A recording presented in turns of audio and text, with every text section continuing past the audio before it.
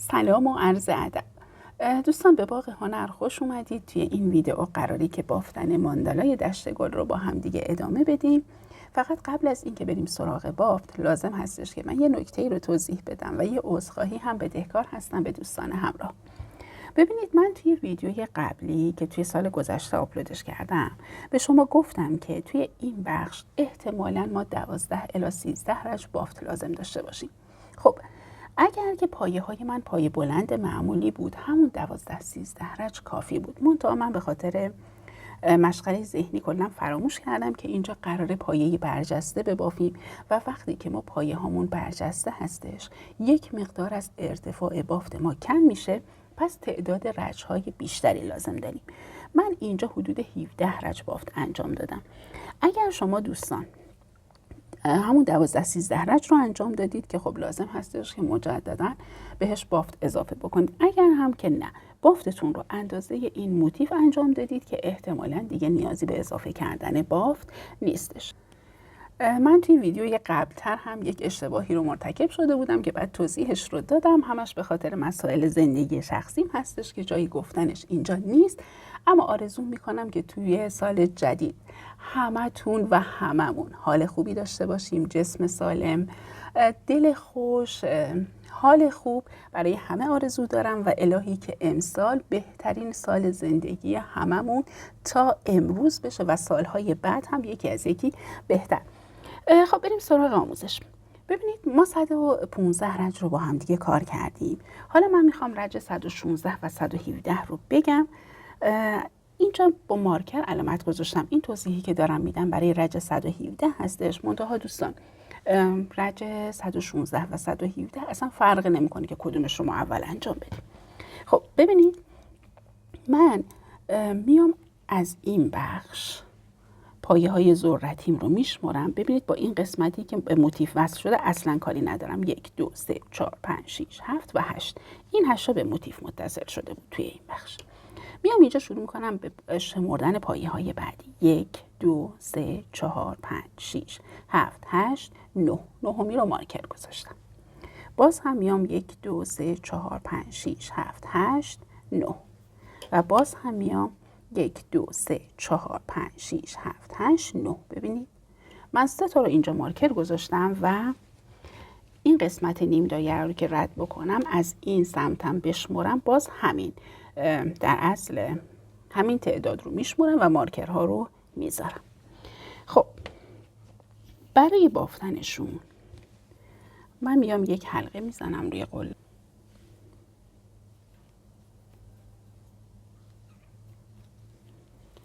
و اینجایی که مارکر گذاشتم یک دونه پایه متوسط برجسته از رو میبافم. اگرم دوست داشتید میتونید اینجا به جای این پایه متوسط خب 2 تا زنجیره بزنید. این پایه رو من بافتم، یک دونه زنجیره میزنم. خب ببینید باز هم پایه هم قرار پایه برجسته بافته شه دیگه. این اگر دقت بکنید این پایه ذرتی من هستش. من میام توی رج بالاتر این بخش سبز رنگ رو شروع میکنم ببافم. منتها رج بالاتر این ببینید دقیقاً میشه اینجا. خب من میام یک پایه قبل ترش رو میبافم. باز هم یه پایه برجسته متوسط و یک زنجیره که این زنجیره رو فراموش نکنید. باز میام ببینید من این پایه رو بافتم. پایه رج بالاییش میشه این، منتها من یک پایه قبل تر از این رو میبافم. باز پایه متوسط یه دونه زنجیره میزنم، میام ببینید رج بعدی پایه رو به رویش میشه این، یک پایه قبل ترش بافته میشه و به همین ترتیب باید کارم رو تکرار بکنم. اجازه بدید نشم.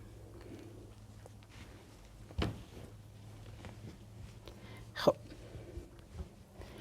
یک همچین خطوطی تشکیل میشه. اینجا توی در از قسمت روبرویی بافت من چون باید قرینه بشه میام ببینید این رو که بافتم یک پایه به سمت در اصل چپ رو میبافم که خب کاری نداره و توضیح خاصی هم لازم نداره. خب قراره که رج 116 هم رو توضیح بدم. توی این رج دوستان قرار هستش ما یه گل خیلی کوچولو ببافیم. اولش بگم که شما لازم نیستش حتما این گل رو ببافید، میتونید از هر نوع گل، شکوفه یا طرح دیگه که دوست داشتید استفاده بکنید. منتها من اون طرح اصلی رو توضیح میدم.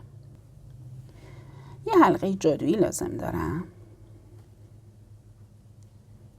حلقه‌مو که فیکس کردم داخل حلقه پایه کوتاه میبافم. 1 2 3 4 5 6 7 8 9 و 10 و بعد نخ ابتدایی رو میکشم. حلقه من جمع میشه، اول و آخر بافتم رو به هم دیگه متصل میکنم و نخ رو سفت میکنم و میبرمش. اما برای مرحله دوم این رج یه حلقه میزنم روی قلاب و میام اینجا.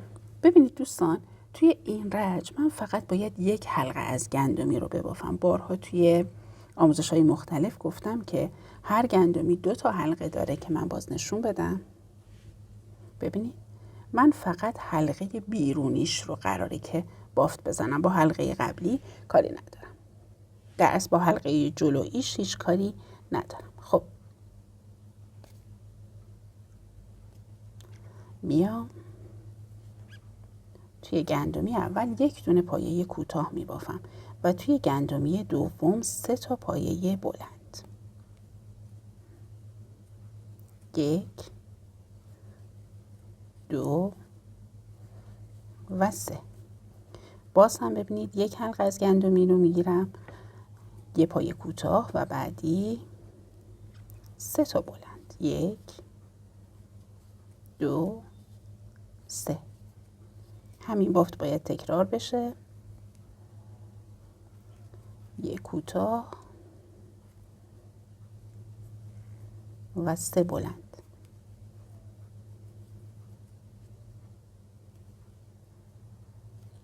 شما میتونید اینجا روی هر 2 حلقه گندمی هم ببافید، منتها طراح اصلی بافتش رو جوری انجام داده که وسط این گلبرگ ها یک خط برجسته باقی بمونه. همین بافت رو من تکرار میکنم.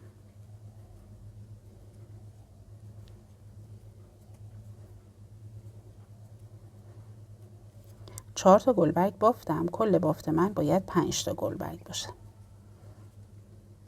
این هم 5می که شروع میکنم.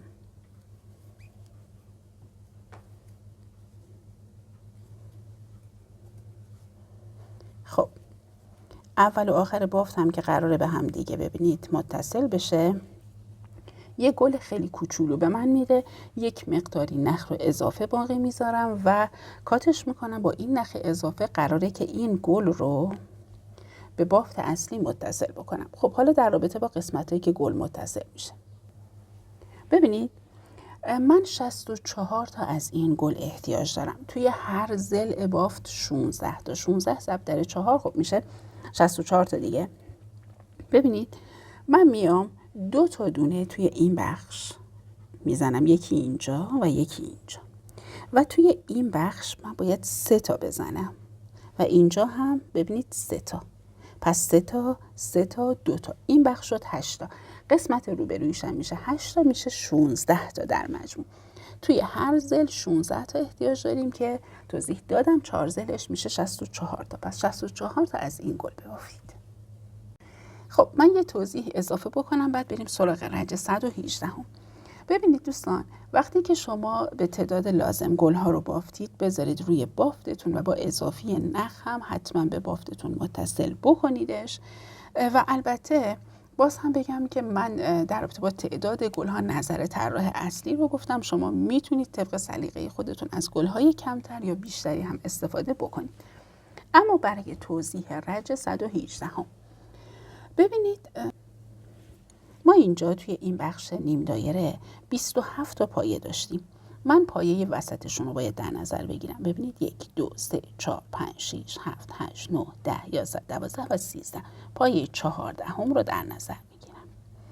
اگر از این ورم شما بشمارید باز ببینید 1 2 3 4 5 6 7 8 9 10 11 12 13.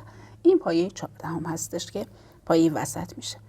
من اینجا نخم رو متصل میکنم و بافتم رو انجام میدم. دوستان من اینجا نمیخوام هیچ توضیحی اضافه بکنم برای اینکه دیگه نیازی نباشه الکی ویدیو بگیرم. بافتی که اینجا من قرار هستش انجام بدم وسط، ببینید این بخش درست عین بافتی هستش که این بخش انجام دادم.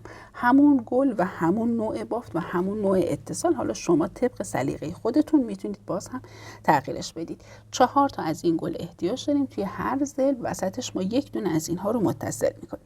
پس ببینید دوستان رج 116 117 و 118 رو من توضیح دادم که این 3 رج تزیینات کار بود و چند رج باقی مونده دوباره دور بافی هستش که بعد اینکه این قسمت ها رو بافتم توی ویدیوی جداگانه توضیحش رو میدم.